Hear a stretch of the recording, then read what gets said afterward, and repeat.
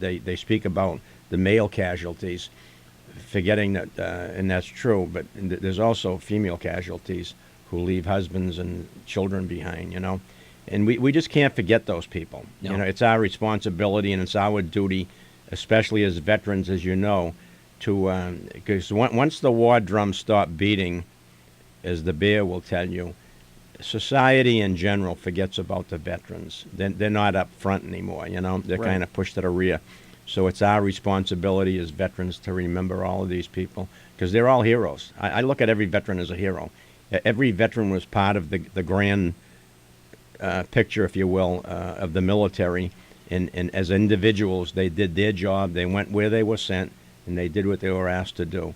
So in my eyes, they're all heroes, and it's always my pleasure to serve them, and even more so with the Gold Star wives and mothers, because they've given up so much. That now they're at home, and we tend to forget the survivors. Yeah. Bob, would you kind of tell us exactly what your wife does along with Irene and yourself? My wife cooks my breakfast No. and my lunch. You All know right, better well, than that. no, let me take that. She did. Yeah, she did. If you're After listening, today, forget it. if you're listening, Emery, I'm only kidding. Anne Marie is one of those hard-working people that we have, and Bob is very fortunate to have a woman like this by his side. She has done so much in this operation. Thank you, by spreading the table, by helping out the veterans to get there to the table, and one of the most interesting things I saw is Irene also has a few people that are with her, and both of these women work tirelessly to make this thing work, especially the toiletries.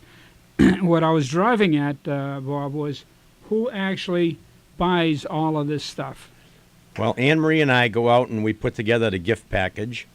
We have a budget. We limit ourselves to $12 for each veteran, and it's amazing how much you can buy for $12 when you put your mind to it. Well, guys, I don't want to interrupt you, but we've got a caller, Archie in Lowell. Welcome to the JMac and the Bear Show. JMac and Bear, how you doing? I just wanted to relate a little story to you. Sure. My mother-in-law's mother, right? Her sister had passed away, but anyways, her son. His name was William Toner. He died in World War I. The mayor of Lowell presented her, my mother-in law's mother, with one of those, the Gold Star medal. Mm-hmm. This thing here is solid gold. It was presented in 1914. Wow. And I just want to say how long, the Gold Star mothers have been presented these medals out and stuff. Yeah, and I think that's great, and I do think that during those times and recognition. Not that necessarily. I know that that's the last thing they want to be recognized for, but recognition of that sacrifice was made more frequently back in those days, and I think that's a great thing. But today, when you walk through the streets, out of 99 people, I bet you 25 might know what a Gold Star mother or a Gold Star wife is, and the times have changed, and not necessarily for the better all the time. So that's a great story. Appreciate you calling into the JMac and the Bear Show. Thanks, Archie. No problem. Goodbye. Goodbye. Thank you. Also, like to welcome another caller to the show, Thayer from Lowell. Welcome to the JMac and the Bear Show. Gentlemen, how are you today? Very good. Good. Very How are good. you? And don't forget our goddess, Stacy the Radio Goddess. Yes. I had an issue come up. One of the places that the Global War Vets was going to place one of their boxes to collect things for the Merrimack Valley Food Pantry was Theo's, close up to me in Pawtucketville. Right. And they recently had that fire. Right. And so it just made me think, if we can get a word out to any other business owners that may be listening to the radio that wouldn't mind us setting a box up in their establishment. Well, Thayer, I've got it. one for you. I just had somebody call in, and the Sal's Pizza in Chelmsford on Chelmsford Street would be more than happy to have a collection point there for you. So if you'd like to add that, we'll be more than happy to receive items. And Sure. if we can think of any other businesses along the way, Jimmy's Pizza 2 on Chelmsford Street in Lowell would also like to volunteer their services as a collection point. And Great. Bob Page would like to say something. I just want to say there that these food banks have seen an increase of 200 to 300% in the needs of their clients, so to speak, over the last couple of years. And when you came to the Veterans Council a month or so, or at the last meeting actually a month ago, and you asked the council to join in on your food raising of food for the pantry, we were more than happy to do that. And we're in the process of collecting food for you. And at the next meeting of the Veterans Council, the fourth Monday of the month, we'll see you there, and we'll have food for you. Excellent. I really appreciate it. Thank you, Bob. Well, Thayer, I want to thank you for all your efforts with the Global War Vets and getting it started, but also in particular of taking the initiative to get involved with this with the Merrimack Valley Food Bank and this food drive. Thayer, thank you for joining John, us. Yes, go ahead. If I may, you can. Jeff Hall is the one who's our commander and who's the one that made the contact with Amy. Great. And also, if anybody wants to reach out to us and offer their place for a business to put a box up, we can be looked up on Facebook. Okay. Global War Veterans on Facebook. Thank you. Well, thank you, Thayer. Well, Have a good day. Thank you very much. Appreciate you calling to the JMac and the Bear Show.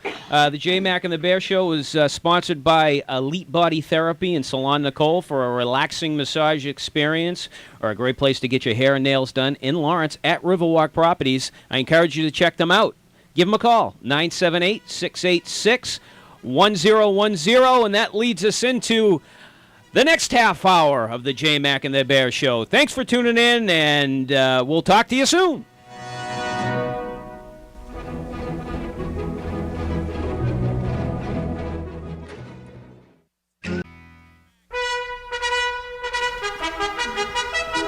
Welcome to the best hour in radio, the JMac and the Bear.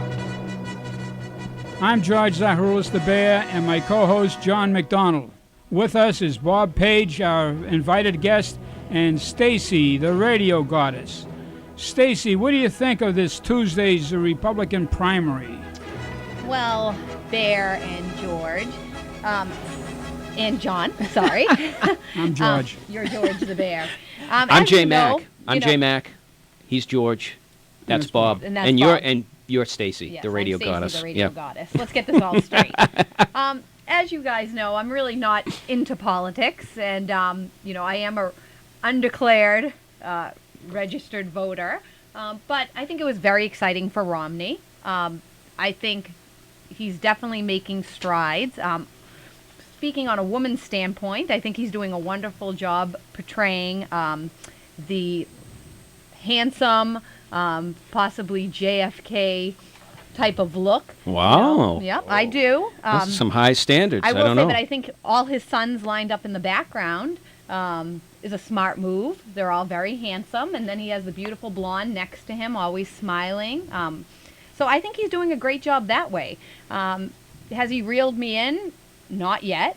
I can say, on a standpoint, my age group, people in their 30s to 40s, a lot of people are, jumping off the Democratic bandwagon, getting on the Romney bandwagon.